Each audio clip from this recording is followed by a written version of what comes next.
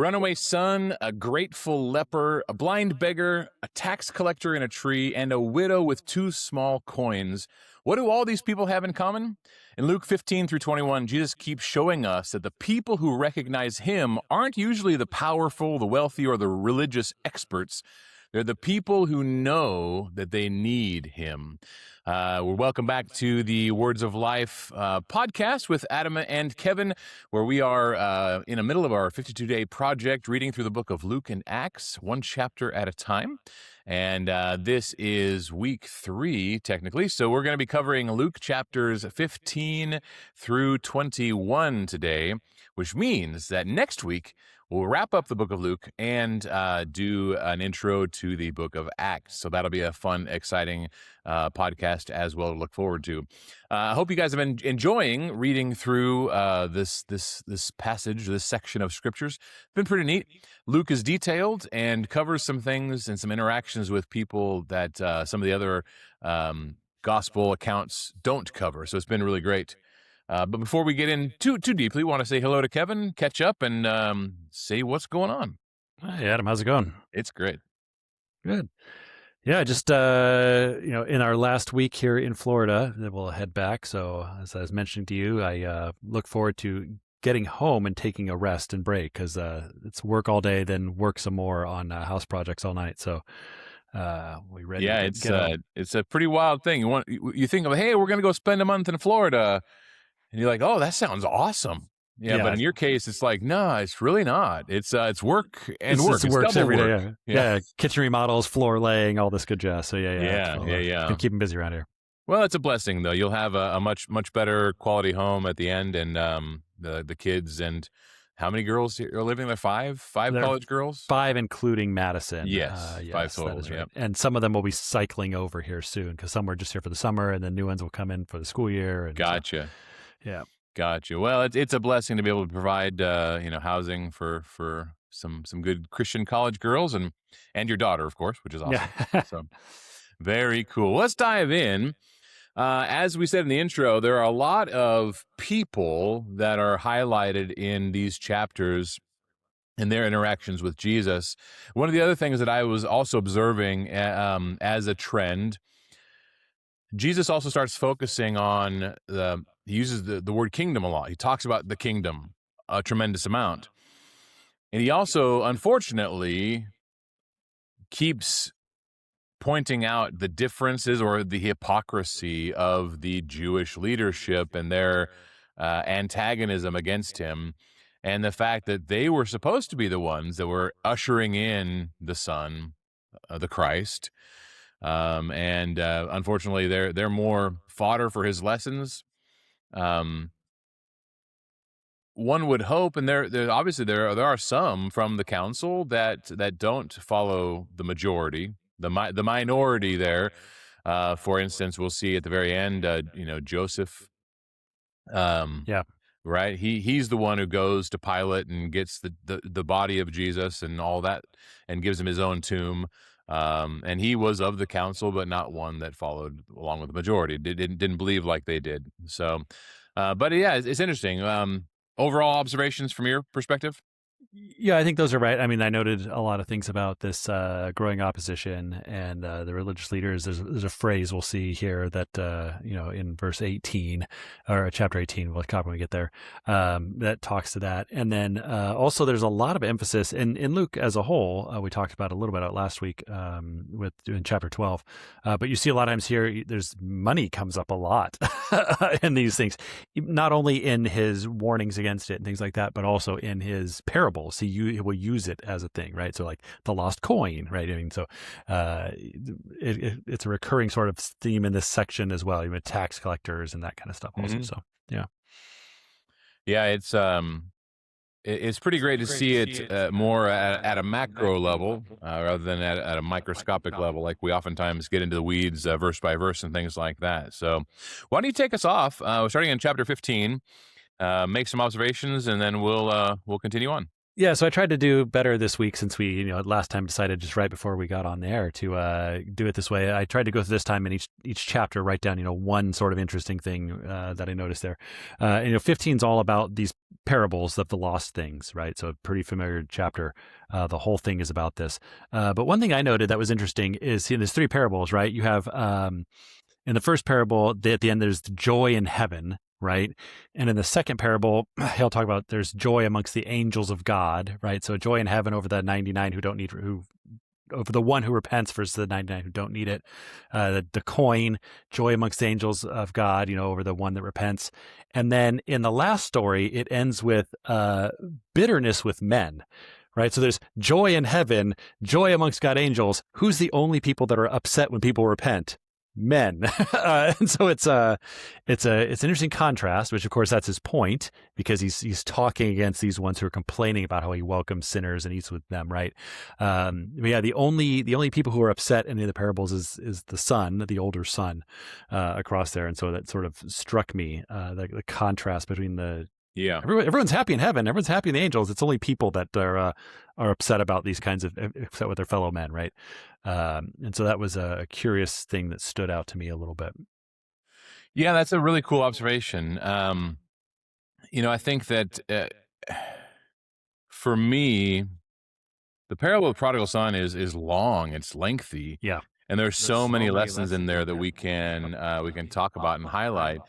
And I know a lot of people, when they get into the weeds, they say, you know what, really, because of the theme the continual theme that keeps popping up, a lot of scholars would say that the real parable is about the second son, the one who stayed home, and that's an astute argument and observation. That who does that represent? That he represents the people of Israel, the people who have been with God the longest. They've stayed, they've received his blessings, they've received his will, they've received his covenant relationship. They didn't have to leave, or they didn't have to do anything to be in his presence and to be the recipients of all of his blessings. And sometimes we take that for granted, as his people, especially if we have always been around his church and his people and grown up in that lifestyle. It may be easy for us to take that for granted and to feel estranged, Yeah, maybe? and it's an interesting thing, right? Because the parable is directed specifically at the Pharisees and the Torah scholars, right? That's the ones who are complaining that so he tells them this parable, right? And he lists off these 3 parables. So, yeah, and I do think it's interesting there that, the ones that they're upset with in this case, certainly as we expand it out to the time of the Gentiles, which you always have to do, right? Because Jesus is in the time of Judaism and he's talking to the Jews, and he will make references, obviously, to these other things. But in the story, the narrative of Luke, the people that the Pharisees are upset against aren't even Gentiles.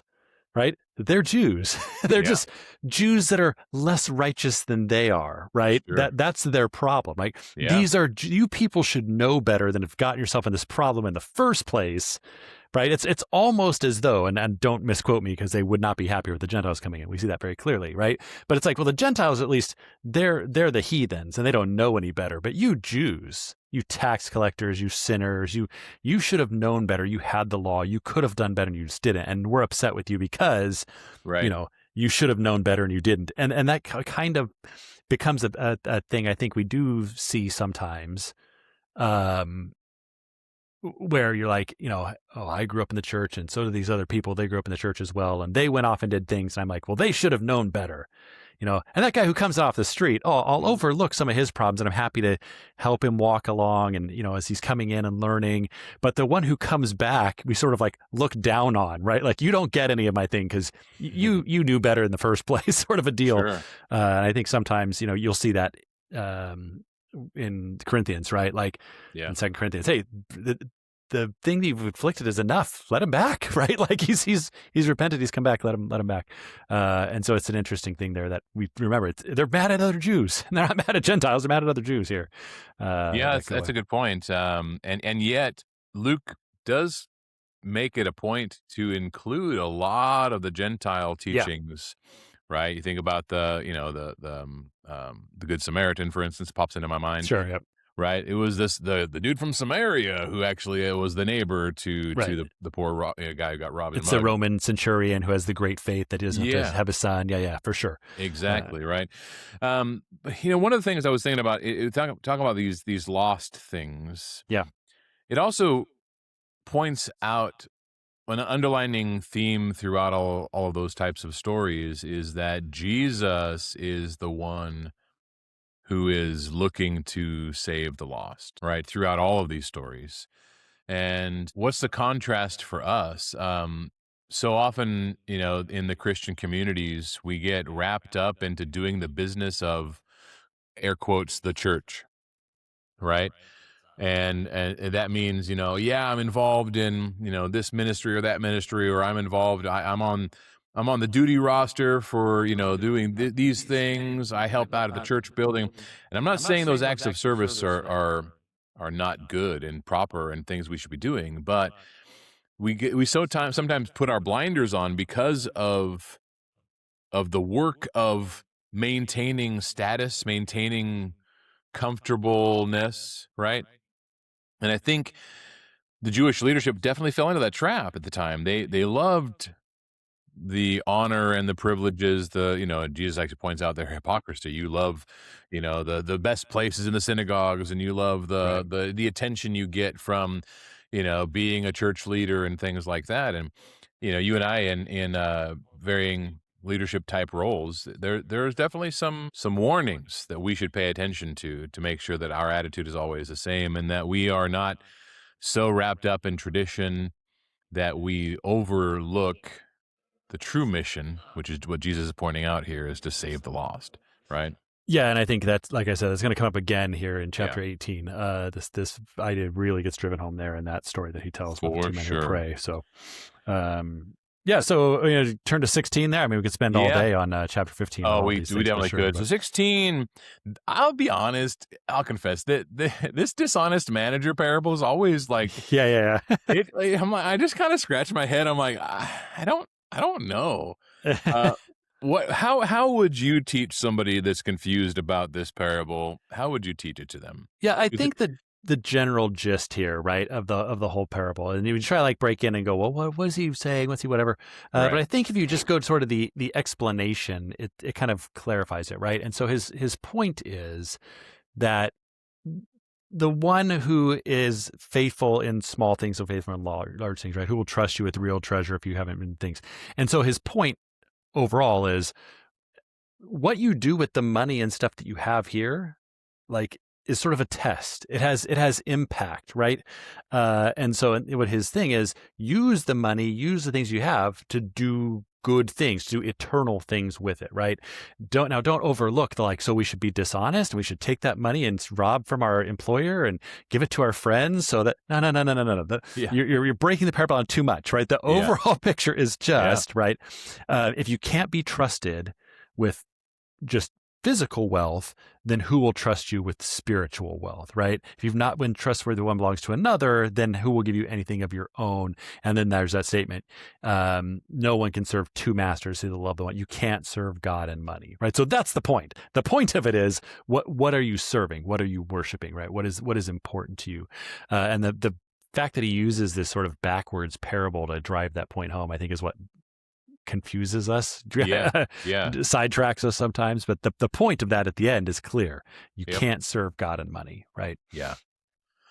Well, I think that that's a good explanation. Just making sure we go to the easy to understand explanation and let it override enlighten the rest of the text for us there. Yeah, and that's really just a sidebar. It's a really good principle for all of our Bible studies. Always the easy to understand, to interpret, the hard to understand, especially if they're on the same lines. Because sometimes if we go the opposite, we end up creating all kinds of new lenses by which we see the scriptures, and we're left confused and possibly with, an apostate kind of an understanding, which is not what we want. Yeah, and the challenge there is, of course, identifying, which is the easy to understand in some cases. Sure. I don't want to get sidebar on that too much about different topics where that has happened, I believe. But in this case, right, Jesus explains, this is the parable. Okay, so Yeah. let's understand what it means and now see how that works. But that same principle, I think we'll see here later today when I'll talk about, in chapter 21, in chapter 19, there's conversations about sort of the coming of the Son of Man and all of these things, and the one taken, the one left behind, and all that. And okay, those have some things to share that we can understand. And then that's also over in Matthew 24. And a lot of times I think we jump over there and try and figure out, in that section what Jesus is talking about. And Luke's a little clearer, right? And so then you should sort of work your way backwards there to that. Yeah, but yeah, it is a good principle generally, as long as you kind of don't say, this is clearly the clear to understand, I'm going to use that to interpret everything else inappropriately. This chapter is interesting to me too, because again, the whole chapter is really about like money. Like there's lots of talk about money, right? It starts with this parable out this. It talks about, which again started with those who loved money, right? The parable he'll tell is about the rich man and Lazarus, right? And his poor state versus his high state. And so the whole thing is like wrapped in. And so that's an interesting thing for me. And the only reason it's an interesting thing for me is right in the middle of that.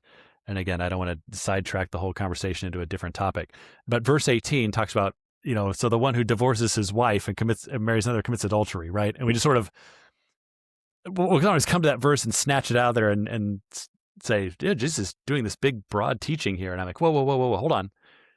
It's got to have something to do with loving money. It's got to have something to do with that context, because the whole chapter around it is about money, right? So let's be careful there about what's going on and reading too much into that and taking it out of that context. There's got to be something about why would you do that? I'm doing it because it's cheaper. I'm doing it because, I'm doing it because of things I value. It's got to be something other than just, let's just take that passage and pull it out and slap it onto everything else and say that's the overall teaching there. And I'd be one to think about, like, he was just talking to the Pharisees. Yeah. And maybe they were guilty of these things, because he said they were lovers of money. Lovers of money, right. They ridiculed him, right? He's like, oh, and by the way, all this divorce you guys are so happy about, that's not right either, Yeah, and it's this idea, I think, there as well about he knows your hearts, and what is prized among men is detestable in his sight. And so I think there's more there that's going on. We just did a big study of this, and again, I don't want to rehash the whole thing here. We took weeks and weeks and weeks and weeks and weeks and weeks and weeks and weeks. But it's as much as we will sometimes like to hang our hats on context. I feel like this is a verse we come and snatch out of its context a lot of times and go, whoa, slow down. And the whole chapter is about something else, right? Even the people who put the Bible, the scriptures together, they add these headings. Yeah, headings, and they take this verse and just isolate it, make it its own thing. Make its own thing, Right. And so that it makes it easy for us to do the same thing when we're reading through. But I will say that the story and or parable, which is still unknown, up for debate, regarding the rich man and Lazarus, I kind of feel like this is a real story. Only because there are very specific names. Most of the parables were very generic. Sure. There was a man who went and sowed seed, right? Who knows who he was? It's just a story with a moral lesson. But here he says, there was a rich man and a poor man named Lazarus, right? And so because he gave this guy a name, it makes it feel less like a parable and more like a real relatable story. But the curtain of the spiritual realm kind of being pulled back is what's interesting to me in this passage, because we have both of these men who passed away. The rich man who lived for himself and for his riches, again, all about money. When he passed away, he was in torment. He was already judged. His life was one that he lived for himself instead of for the Lord.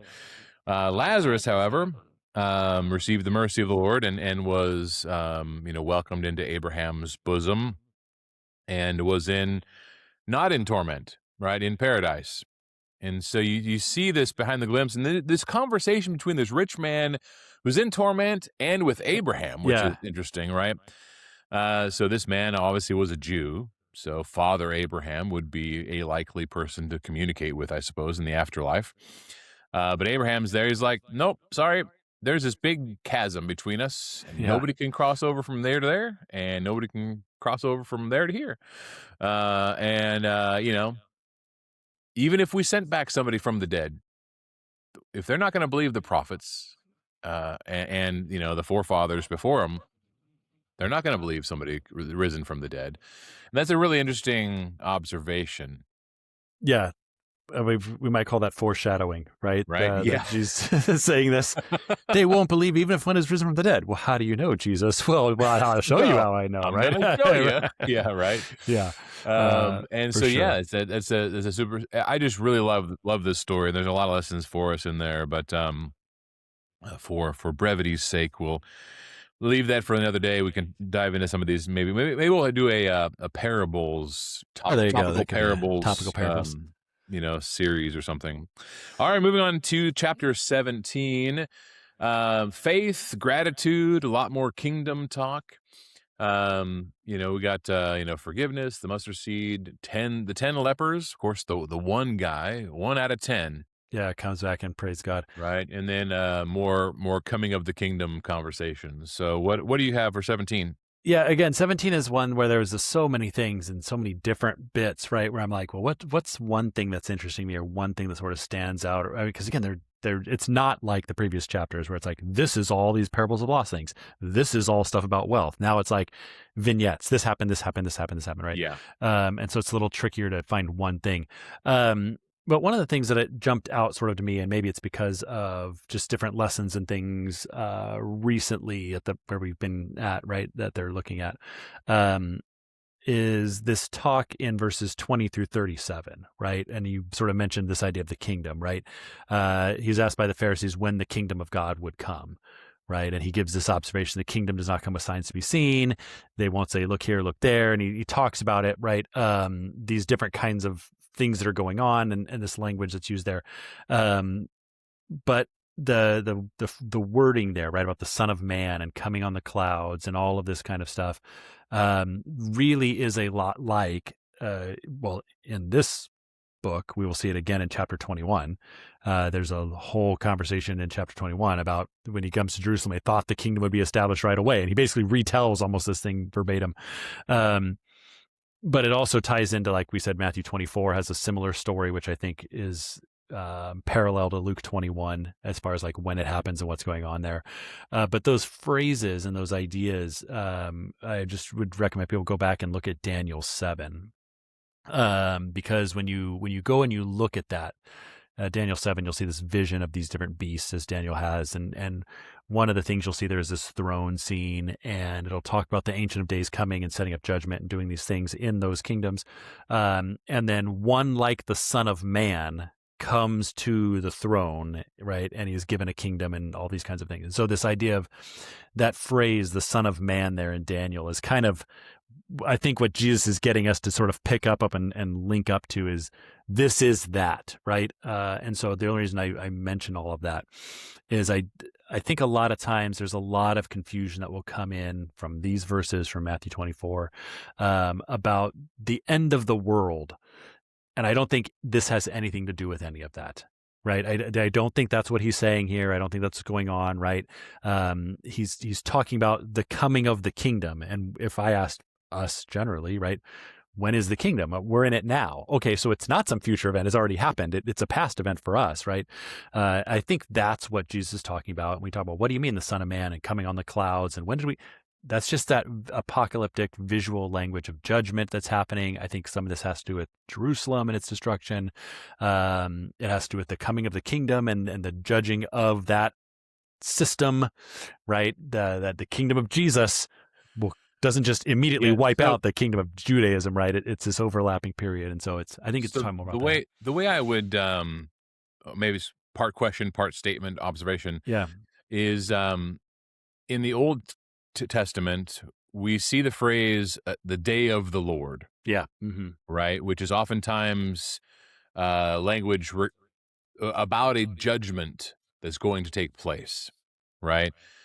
God is going to enact some sort of a judgment against either his people or against another nation in various ways, whether it's sending another nation against them to punish them, sending them to punish somebody, whether it's he just wipes out enemies for them, right? But the day of the Lord always indicated some sort of a day of judgment, not necessarily of finality, even Right. though the language sometimes would make you kind of feel that way. And so I think that in this, and sidebar, there's a lot of talk right now all over the Christian community about the end times. Lots and lots of people just talking about the end times right now. I would warn us all to not pay too much attention to some of these things because ultimately, A, it doesn't really matter. B, we're always called to be prepared for our own death or for the coming of the Lord, for the final end times, right?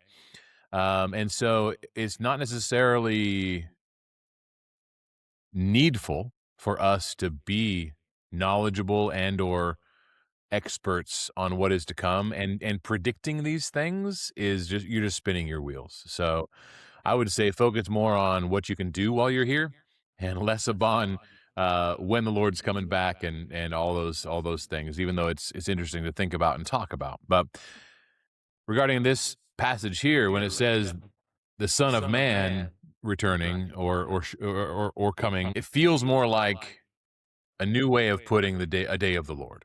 Certainly. Yeah. The Son of Right. Man, the day of the Son of Man, again, you'll see it there in Daniel Yeah. 7. It's that same sort of, the Son of Man, he's given the kingdom. That's Right. what he's talking about. The coming on the clouds. It's very similar. It's like the day of the Lord. Yeah. The Son of Man, the coming of the kingdom, these sorts of phrases here. Yeah. And we know that a cataclysmic event regarding Jerusalem and the country of Israel definitely happened in AD 70.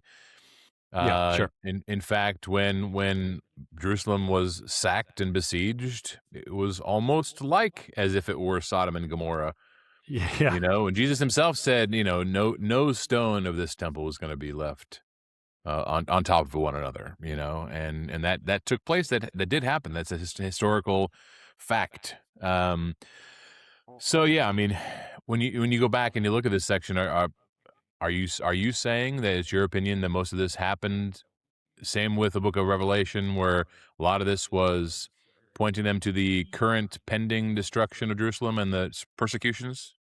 So I think those are two different questions. I don't know that Revelation is necessarily about the destruction of Jerusalem so much Okay. as it is about some stuff that's happening in Rome. So still first century sort of stuff, Sure. but not this sort of time. But I think this definitely, because we'll see again as he comes there, he'll talk about Jerusalem, how much I wanted to do these. I mean, he's very much lamenting over the city. And I don't think it's just Jerusalem. I think it's the coming of the kingdom and how that's Yep. the end of this old kingdom, right? Okay. The old nation of God's people, Israel, and the new nation of Israel. So the coming of the Son of Man and the coming of the kingdom, Yep. right? Because they're looking for, when will the kingdom come? And what they mean is the restoration of the Davidic kingdom to Israel. And what he means is the coming kingdom, which is not the same thing, but it is Right. the end of that one, right? And so I think that's what he's talking about here in a lot of these places. Yeah. Gotcha. Yeah. Well, that makes sense. And again, I would say it just when we get into this apocalyptic type language, it's just don't put too much. Well, it's like Jesus says, right? Yeah. If they say, look here, look there, don't go and chase after them, Exactly. right? It's not going to Yep. come with these sorts of signs and things and whatever, right? Don't listen to that. Yep. So just take what Jesus says on the topic. All right. Chapter 18. So 18, again, there's a load of stuff here, but I think the thing that really jumps out to me, and I think it jumps out to me because of its importance sort of to us, right, is in verse 9 there. Jesus spoke this parable to some who trusted in themselves that they were righteous while holding others in contempt. And then he tells this story, right? And so I think a lot of times we go, oh yeah, the Pharisees, oh yeah, the Torah scholars, right? Like the scribes, yeah, those people. And what we fail to understand is we need to be careful that that's not us, right? Because the the problem is not that you were a Pharisee. The problem is not that you were a scribe. The problem is this, that you trusted in yourselves that you were righteous and you had held others in contempt. And I think while I don't know that Christianity at large, I would put in the same category of knowledge as the Torah scholars. So I would not say that most of Christendom is the religious elite of the day. I would say that there is an attitude prevailing that is, we trust that we are righteous and we hold others in contempt. Like that feels appropriate. That feels like that's kind of hitting the nail on the head a little bit. Even though I don't think we have the same level of knowledge, or not broadly, I mean, right? Broadly, I don't think Christianity has this level of knowledge those people had about the law and the Torah, certainly not the Pharisees and the scribes. But that attitude is there anyway, right? Yeah. That I'm righteous and everyone else, you're beneath me. And so I would say we need to really watch out for that. And that parable there, we want to oftentimes put ourselves as, well, I'm the poor man, the tax collector who's praying. I never want to see myself as the Pharisee, right? But like you mentioned, right? I don't do this. I don't steal. I don't commit adultery. I'm not unjust. I don't do those things, right? I fast twice a week. I give a tithe of all that I had. Like you mentioned, I teach Bible classes and I go down and I help out with this. And I, look at all these things that I do. And, so sometimes if I'm like, which of these two sounds more like a lot of us, I think it's the first rather than the second. So we need to be careful of that mindset for sure. Yeah. And we may not be as overt as this example, right? Like literally pointing out how much better we are than somebody else. But if we examine our hearts, do we find ourselves lifting ourselves up in that way, even without knowing it? And I think that's really a good lesson. So, let the children come to me. That's interesting to me, because the parallel, or the observation that Jesus makes, that unless you're like a child, Right.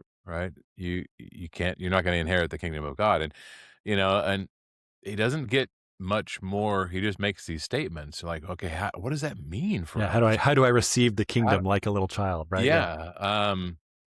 But I think more, the more I think of it, the more I believe it to be much more like, you need to seek a relationship with the Father as a father. Sure. Like children would. Children would. Seeking him. I did when we took the Lord's Supper on Sunday, I was asked to do the talk and the little devotional before it. And I went to Psalm 23, right, which is a very famous Psalm of David. And the Lord is my shepherd, I shall not want. He leads me beside green waters and still waters and green pastures. And I correlated. It was Father's Day as well, right? Sure. And so we're talking about aspects of the Father, and the fact that Jesus came and did all that he did for us so that we can have that relationship with Father is important. We need to focus on that. But when you think about the idea of the Lord as our shepherd, just take that statement by itself, right? A shepherd cares for his flock of sheep. He's there with them all the time.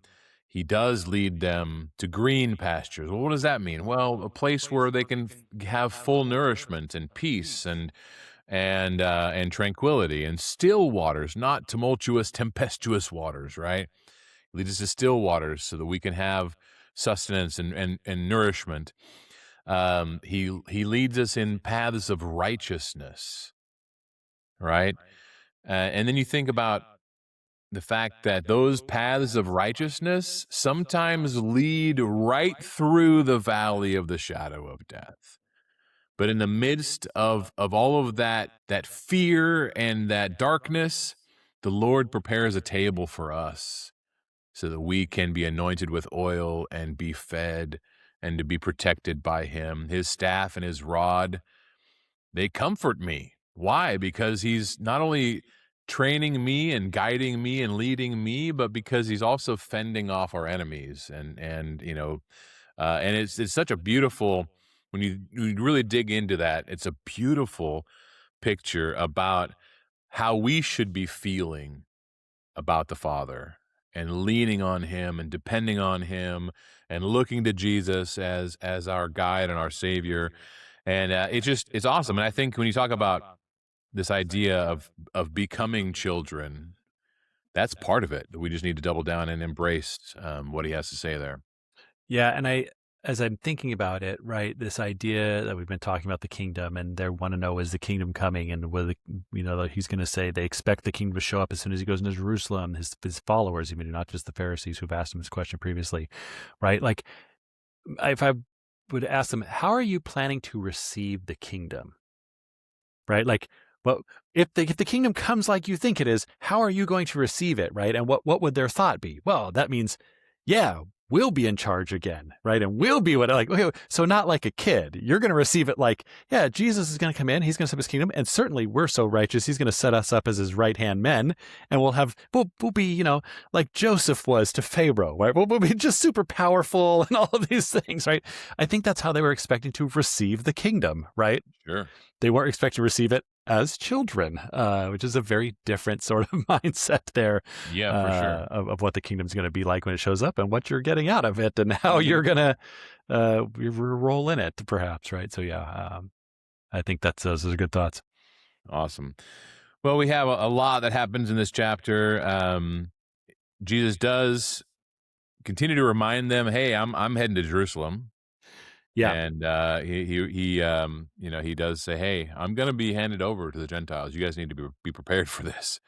Here's what's going to happen. And he just lays it all out for him. He knows already what's going to be taking place. But he just keeps on, and he heals that blind beggar.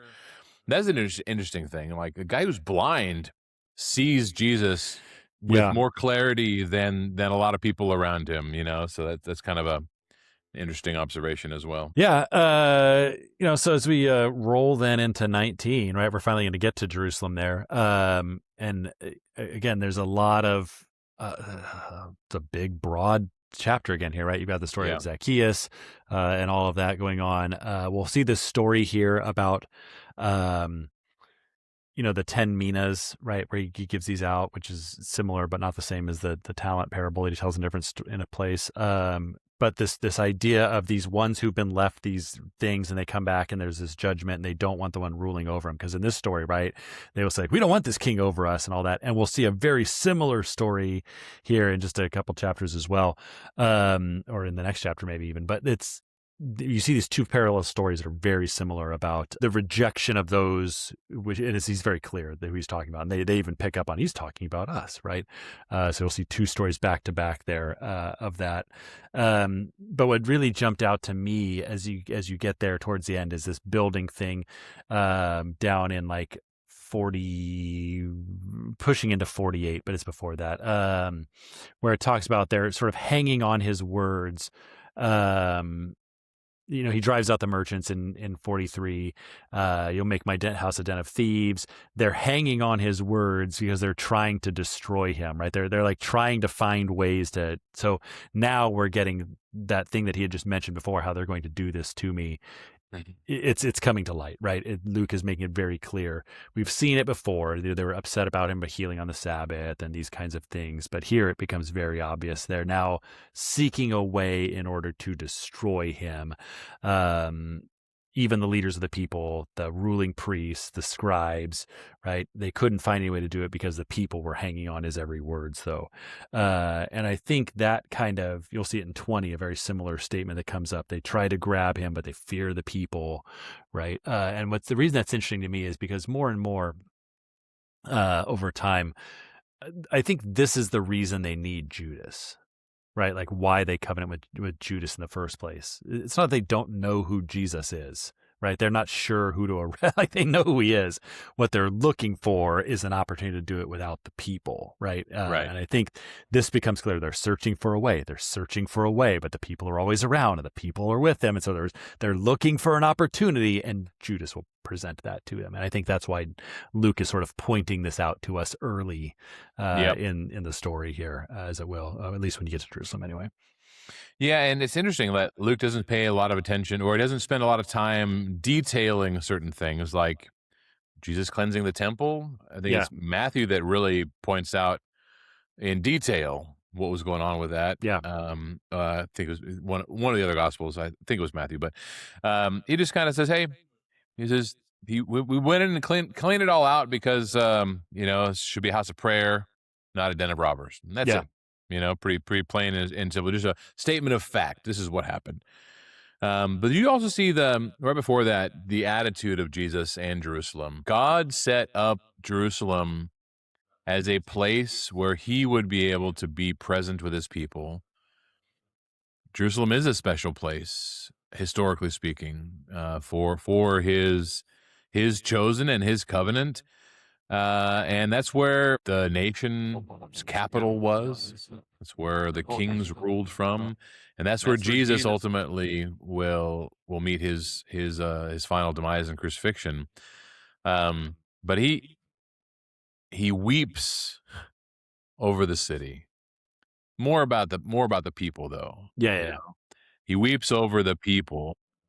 It just, how should we feel about the people of the world?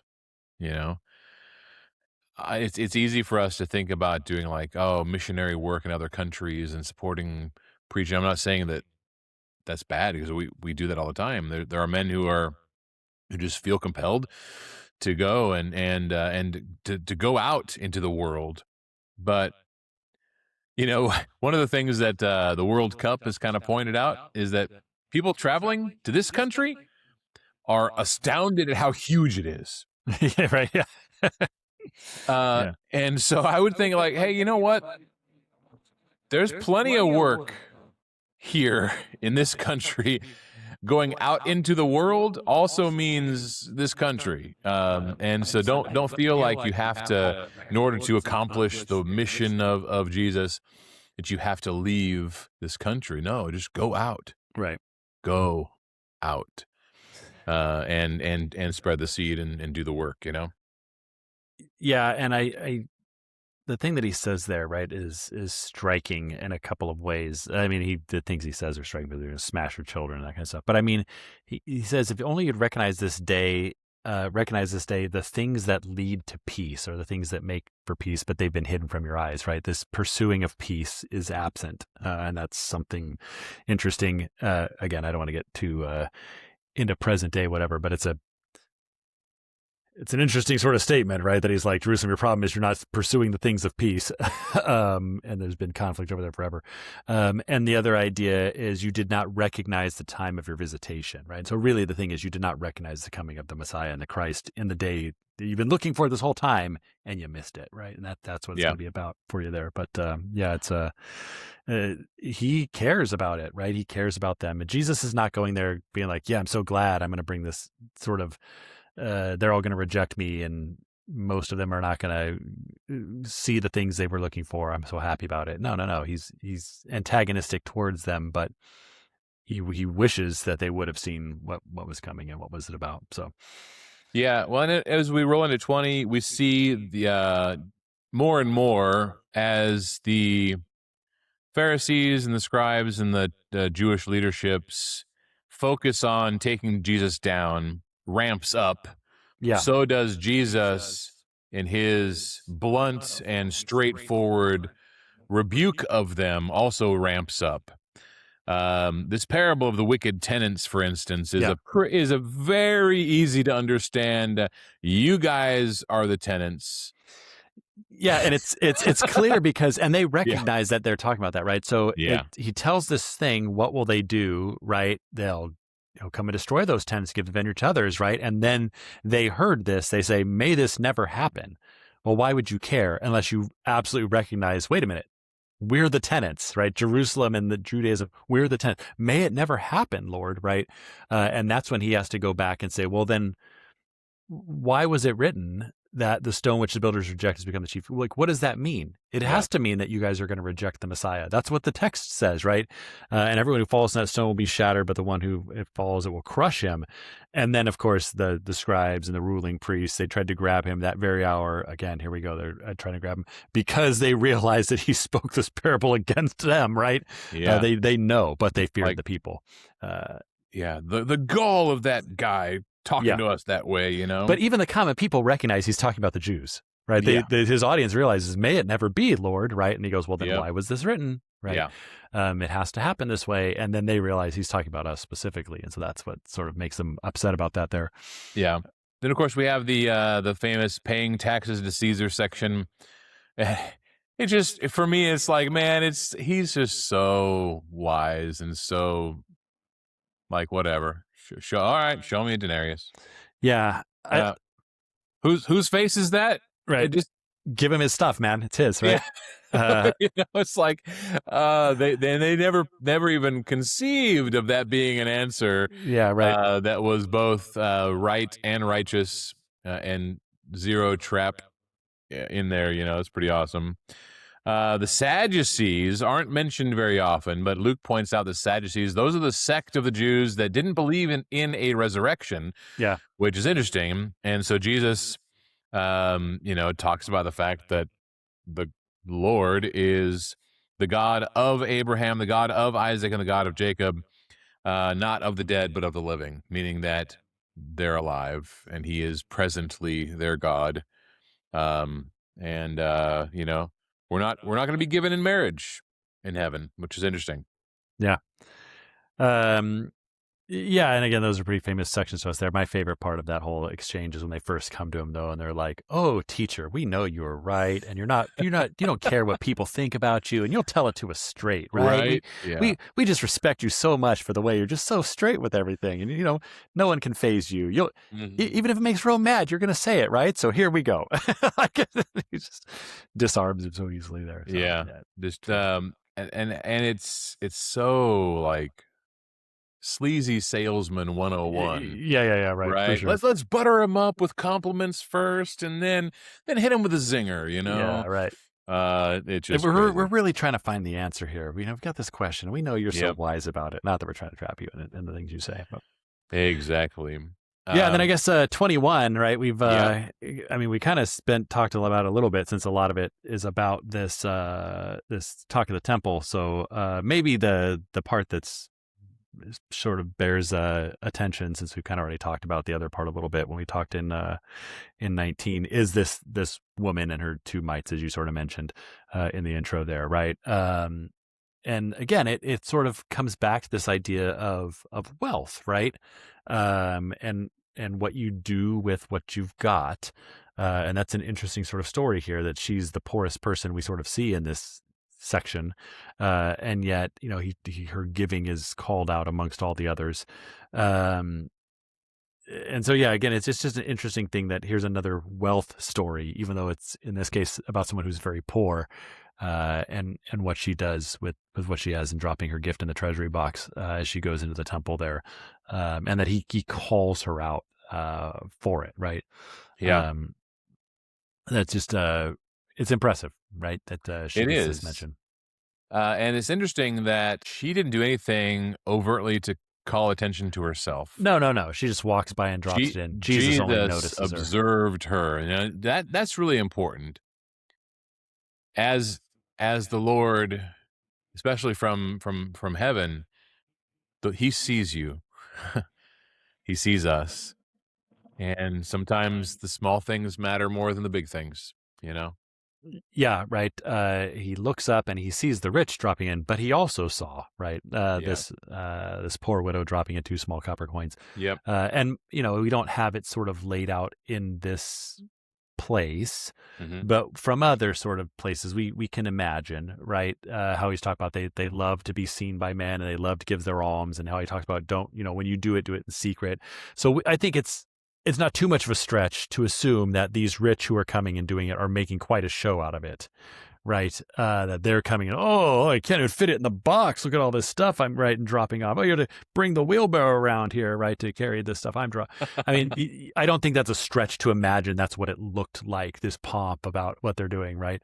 And her, and so to me, it's interesting that in that environment of the wealthy doing this and making this big show of it, that she would even have sort of the boldness and the audacity to go up and drop in her 2 copper coins says something about her as well, right? Because she very easily could have been like, well, I don't want to be ridiculed when I go up and, oh, look at this poor pitiful thing keep your money and go home, woman, right? Like what you're doing is not worth the same as what I'm doing, right? But she goes up anyway and she drops him in there, right? And then again, doesn't make a show out of it. Jesus sees it, but the fact that she's there in the line doing it with all these rich people that have actually even got in line to do it is impressive to me as well, right? How many of us would be like, oh, I'm too embarrassed to drop in my pitiful little offering here, right? Compared to all of this, but yeah, so I think that's. He's calling it out her heart and what she's doing, not just that it's everything she does. Absolutely. Then we have this large section of more apocalyptic style language talking about destructions and wars and persecution and warning about all those things. And again, I would say that, yes, it's important for us to read those and understand and just take the warnings as real and take them to heart. I think we should pay more attention to what he says at the end there in like verse 34. Right? He says, watch yourselves, lest your hearts be weighed down with dissipation and drunkenness and cares of this life, and that day come upon you suddenly like a trap. Yeah. For it will come upon all who dwell on the face of the whole earth. But stay awake at all times, praying that you may have strength to escape all these things that are going to take place and to stand before the Son of Man.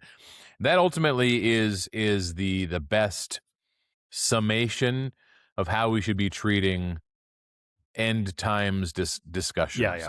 Right? We have a job to do. That's to stay focused on heaven, not get wrapped up in this life where we are going to find ourselves surprised, right? Either at our own death or at the final return.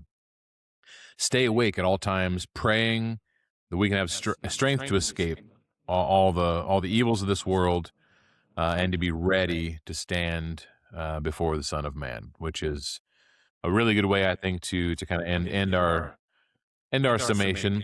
Because there's a lot we could talk about there and get into the weeds with all the things that he talks about there at the end, but that really what it comes down to. We're given this mission, this life, to put God first. Paul said in Colossians, set your mind on things above. Set your mind on things above, where Christ's sitting at the right hand of God. Put on Christ. Take off the mantle of this world. And that's what Jesus is saying there at the end as well. Yeah, I think you're right. I think it's a good place to end it for today. And I hope everybody's looking forward to wrapping up Luke here in the next couple of days. Today we're already almost done if you've been on time by the time you get this, right? And people watch it, but 22, 23, 24.